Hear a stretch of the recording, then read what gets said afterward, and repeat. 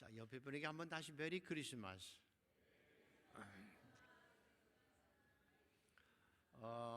구주로 오신 예수님을 예배합니다. 경배합니다. 찬양합니다.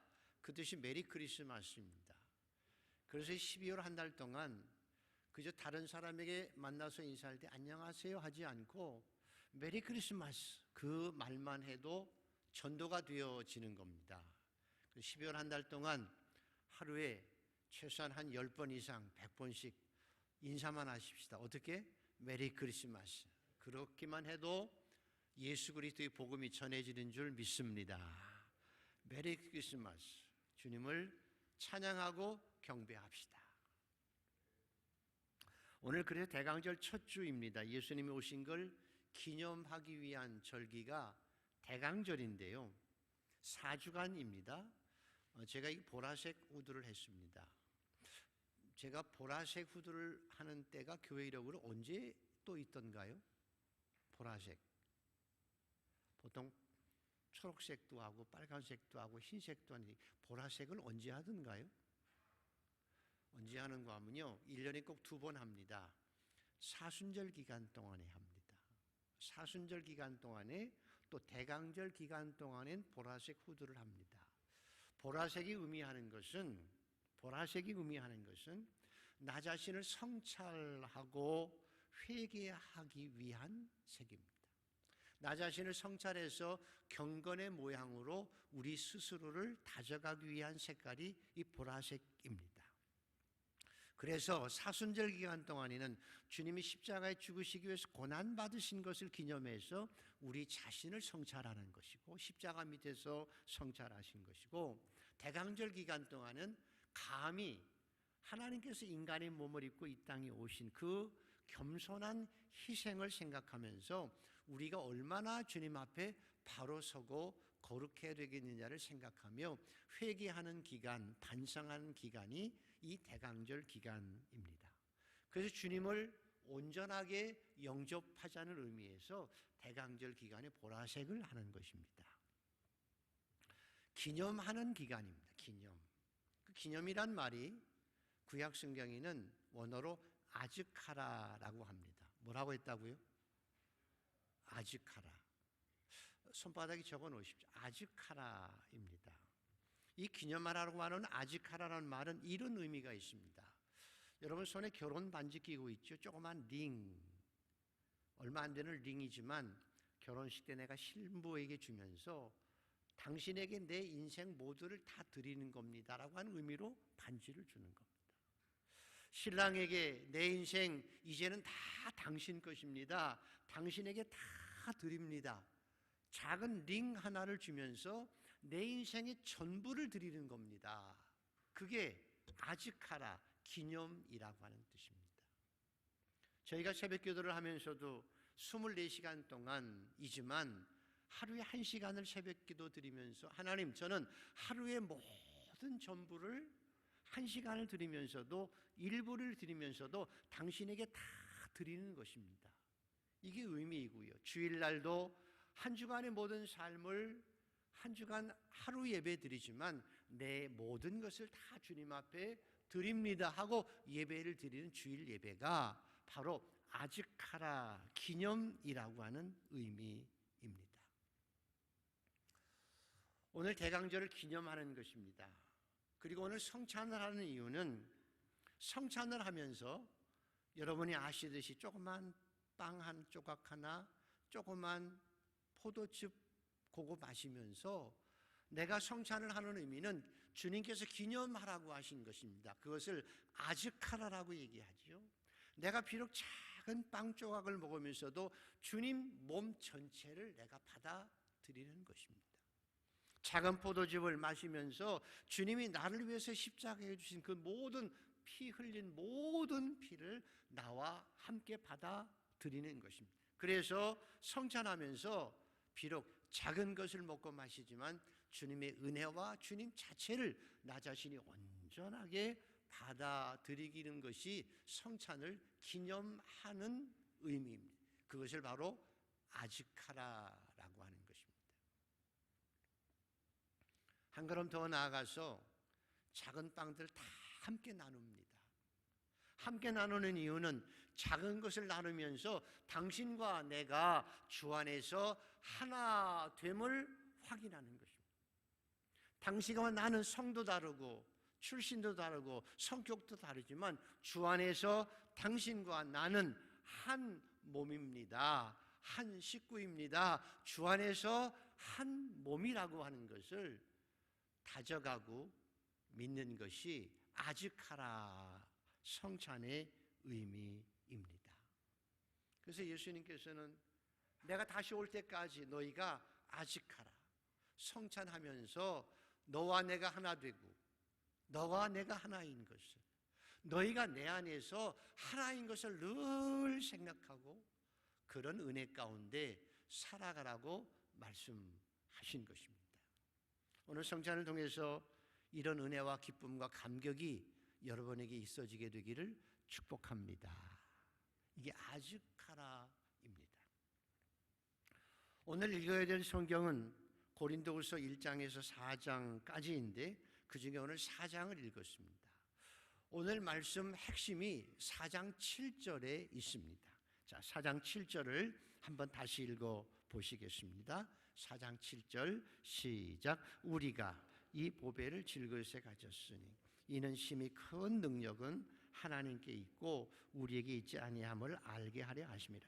다시 한번 읽죠. 우리가 이 보배를 질그릇에 가졌으니 이는 심히 큰 능력은 하나님께 있고 우리에게 있지 아니함을 알게 하려 하십니다. 자, 많이 들으셨죠? 보배는, 여기서 보배는 뭘까요?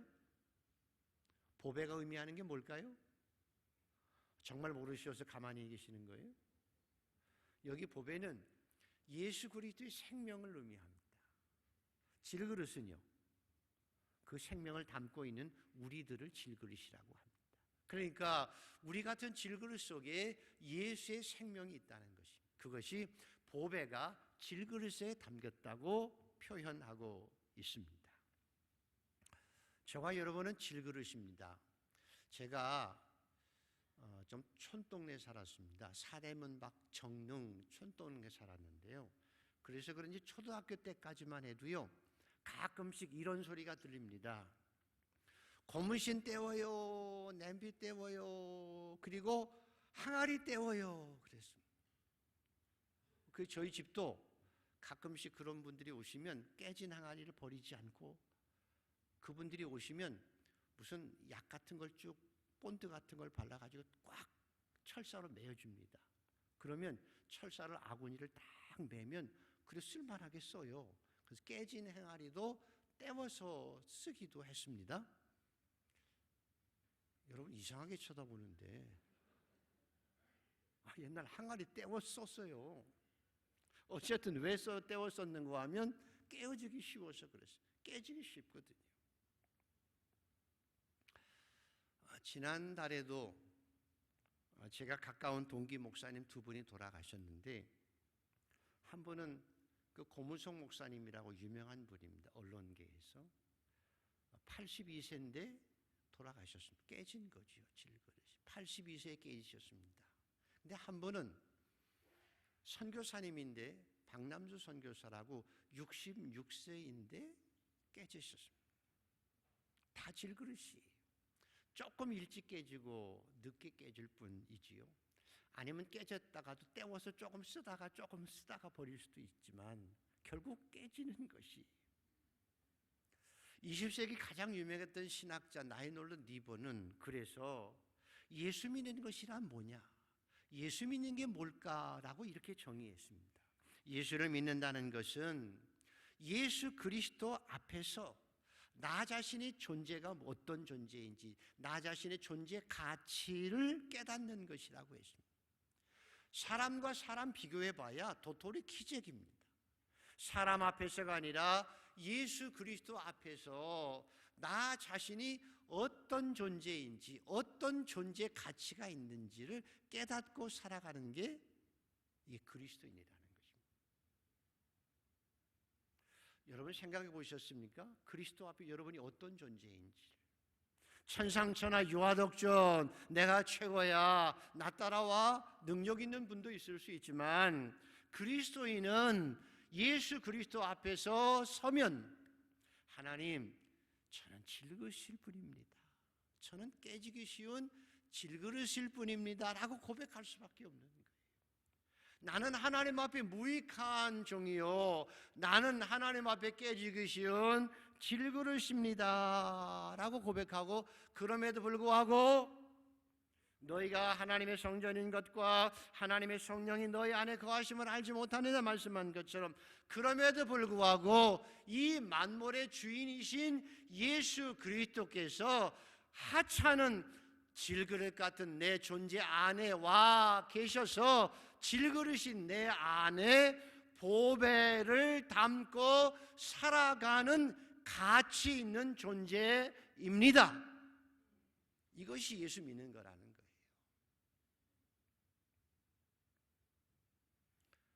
왜 하나님께서 그렇게 하셨을까? 나 같은 질그릇 속에 왜 예수의 생명을 담아주셨을까? 그게 더 중요하죠.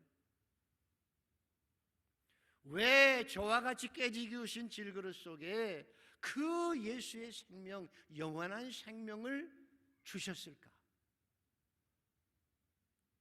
그 이유가, 목적이 네 가지가 나오는데요. 먼저는 7절에 있습니다. 자, 네 가지 중에 첫 번째 7절 다시 한번 읽습니다. 시작. 우리가 이 보배를 질그릇에 가졌으니 이는 심히 큰 능력은 하나님께 있고 우리에게 있지 아니함을 알게 하려 함이라. 이해가 되십니까? 첫 번째 이유는 사도 바울만큼 위대한 신앙인이 없어요. 존중받는 분이 없어요. 내가 그리스도를 본받은 것이 너희 나를 본받으라고 할 만큼 위대한 신앙인이지만, 근데 그분도 자기의 질그릇이라고 하는 걸 아는 거예요. 능력도 있었고 방언도 하고 능력도 있고 죽은 자를 살리기도 하고 많은 사람을 전도해서 구원받기도 했지만, 바울은 고백하는 거예요. 그건 내가 훌륭해서가 아니라 내 안에 보배이신 예수 그리스도가 계셨기 때문이라고 고백합니다. 은혜로다, 한량없는 주의 은혜로. 나도 깨지기 쉬워요. 자랑할 것도 없어요. 그러나 오직 주님의 생명이 내 안에 있기에 내가 그나마 주의 영광을 드러내며 살아갈 수 있었다고 고백하는 거예요. 그래서 은혜를 알기 때문에 내 안에 예수의 생명이 와 계시면 그 은혜를 알기에 더 겸손해집니다. 갈수록 더 겸손해집니다. 강해질수록 더 겸손해집니다. 잘 될수록 더 나약한 걸 감사하고 더 겸손하게 충성할 수 있어요. 왜냐하면 저와 여러분이 조금 잘났다고 자랑하고 교만해지면 나중에 주님 앞에 책망받아요.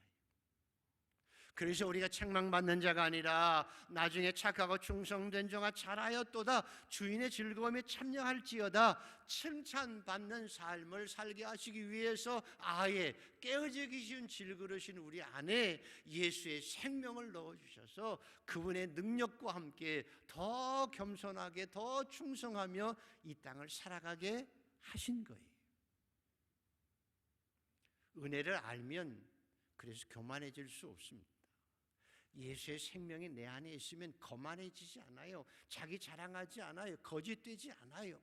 남을 비판하고 정죄할 수가 없습니다. 예수의 생명으로 남을 구원하고 살아갈 수밖에 없고 겸손하게 충성할 수밖에 없는 것입니다. 여러분 안에 예수의 생명을 주신 하나님 앞에 감사하기를 축복합니다. 이게 감사예요. 두 번째 이유입니다. 예수 생명 우리 안에 주신 이유는 8절 9절 한번 읽습니다. 8절에서 9절까지 시작. 우리가 사방으로 우겨쌈을 당하여도 쌓이지 아니하며 답답한 일을 당하여도 낙심하지 아니하며 박해를 받아도 버림받지 아니하며 거꾸러뜨림을 당하여도 망하지 아니하고. 여러분, 사도 바울 같은 위대한 하나님의 사람도요, 그런 능력 있는 사람도 반대하는 사람이 있었더라고요. 비방하는 사람이 있었습니다. 심지어는 인신공격하는 사람도 있습니다. 바울, 네가 무슨 사도야? 네 머리의 외모에 보면 머리털도 별도 없고 잘생기지도 않았고 안질도 있고 편지는 중하지만 말은 어눌해가지고 너 같은 사람이 뭐 사도야? 라고 인신공격하고 공격을 받기도 했어요.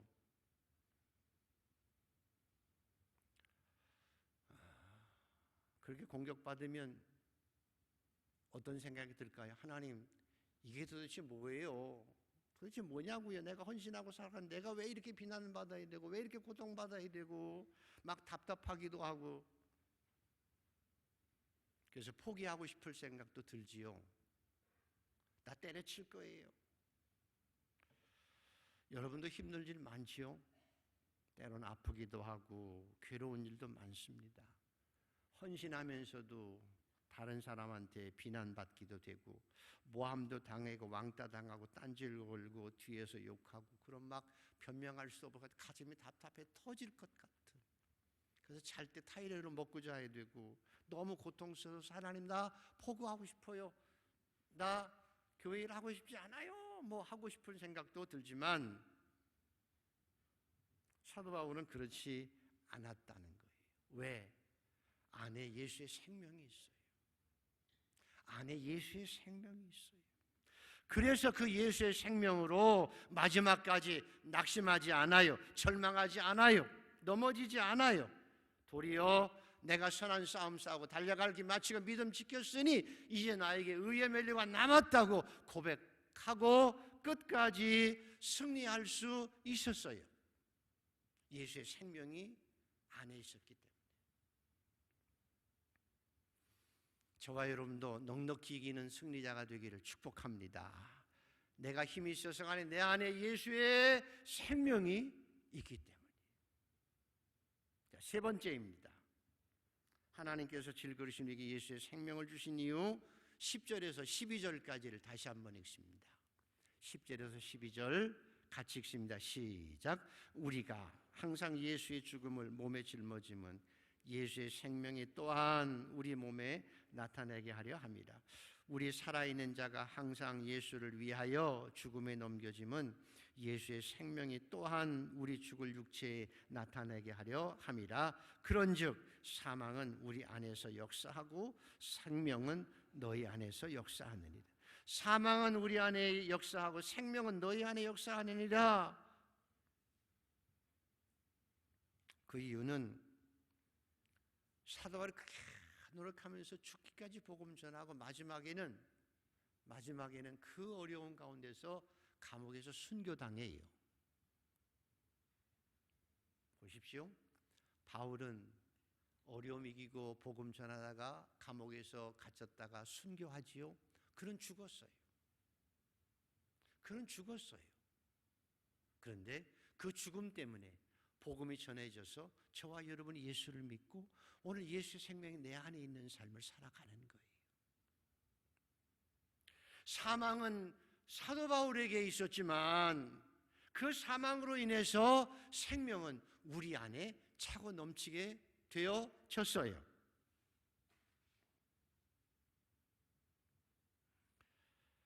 예수를 먼저 믿은 사람의 사명이 이거예요.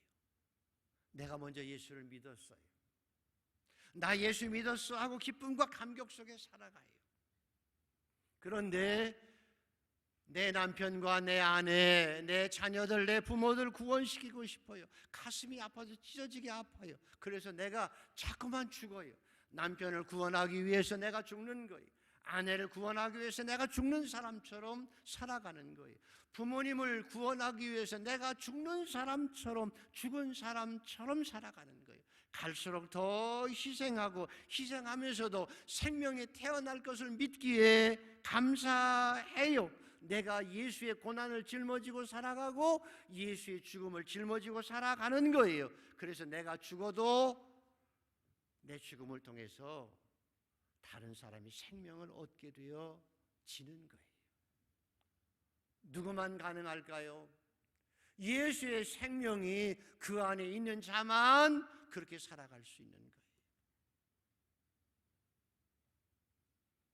그래서 주님께서 질그릇 같은 저와 여러분 속에 욕심 많고 이기적이고 깨어지기 쉬운 우리 안에 예수의 생명을 먼저 주시고 그 예수의 생명을 전하고 살아감으로 말미암아 다른 사람을 구원하게 만드시기 위해서 여러분에게 비록 부족하지만 질그릇이지만 예수의 생명을 주신 줄 믿습니다.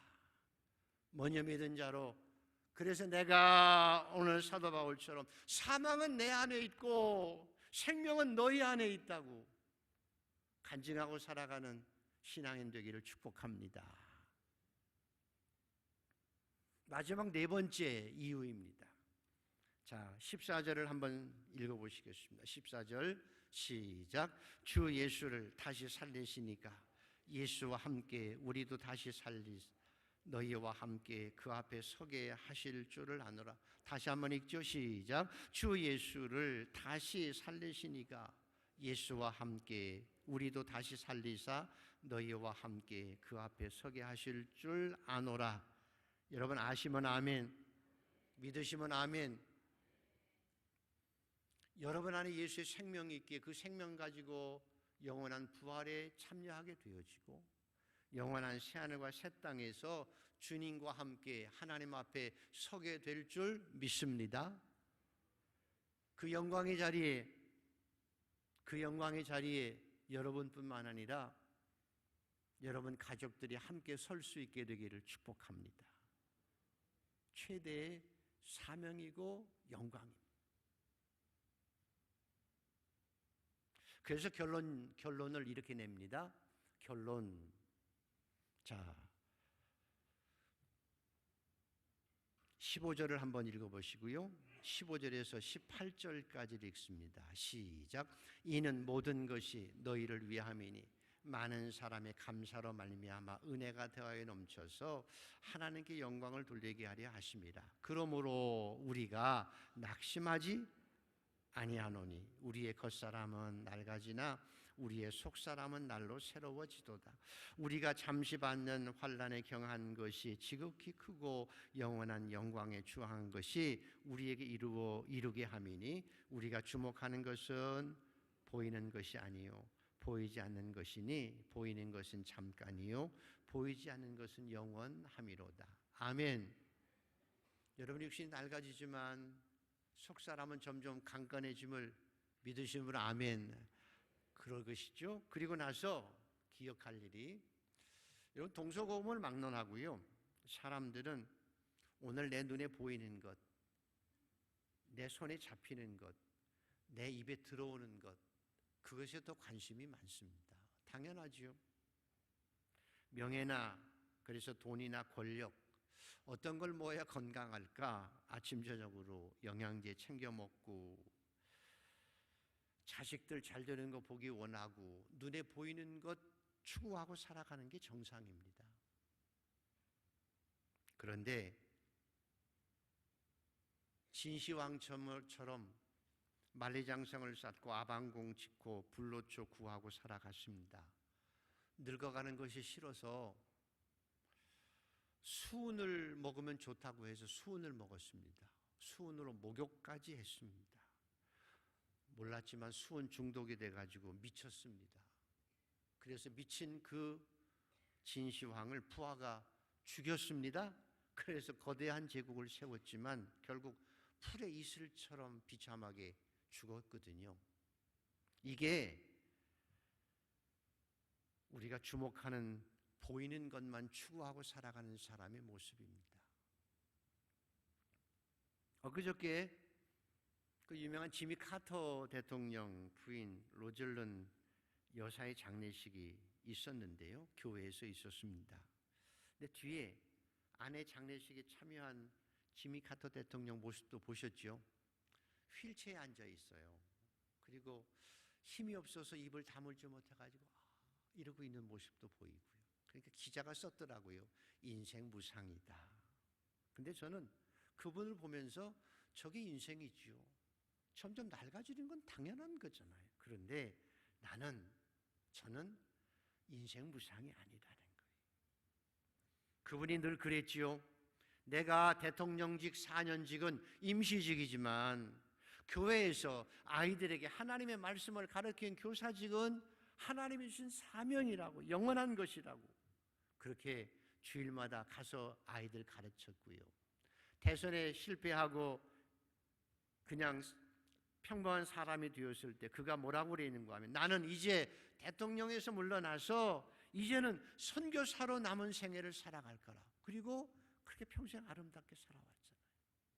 인생 무상이 아니라 내가 선한 싸움 싸우고 달려갈 길 마치고 믿음을 지킨 자의 모습입니다. 겉모습은 초라해도 믿음을 지킨 자의 모습이에요.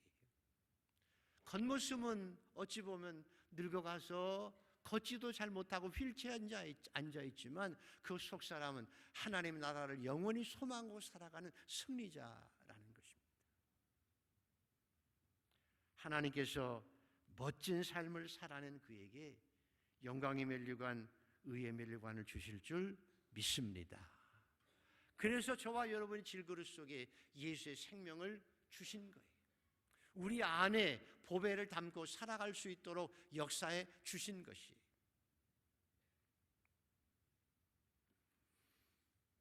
그래서 신앙인의 단계는 4단계로 나누어집니다. 첫 번째는 예수한테 찾아오는 단계죠. 어찌어찌든 교회를 오든지, 그래서 교회에서 예수를 알아가는 단계고요.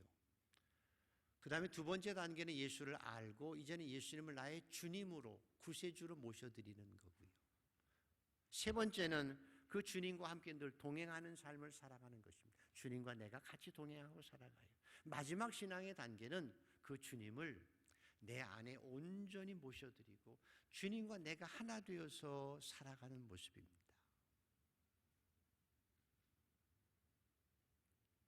비록 질그릇이지만 내 안에 예수의 생명이 있고 그 생명과 함께 영원한 삶을 향해서 살아가는 것이 신앙생활입니다. 나중에 영광의 부활에 참여하게 될 것입니다. 그 은혜의 주인공들이 되기를 주의 이름으로 축복합니다. 그래서 오늘 우리가 비록 질그릇이지만 주님의 생명이 내 안에 있어요. 그 생명 가지고 살다가 영원한 부활에 참여하게 될 것입니다. 주님이 부활하신 것처럼 영원히 부활하게 되어질 것입니다. 그리고 그 영원한 하나님의 나라의 주인공으로 주님 앞에 저와 여러분이 서게 되어질 것입니다. 오늘 성찬을 행합니다. 성찬을 행하면서 그 주님의 성찬과 함께 주님의 생명이 내 안에 있음을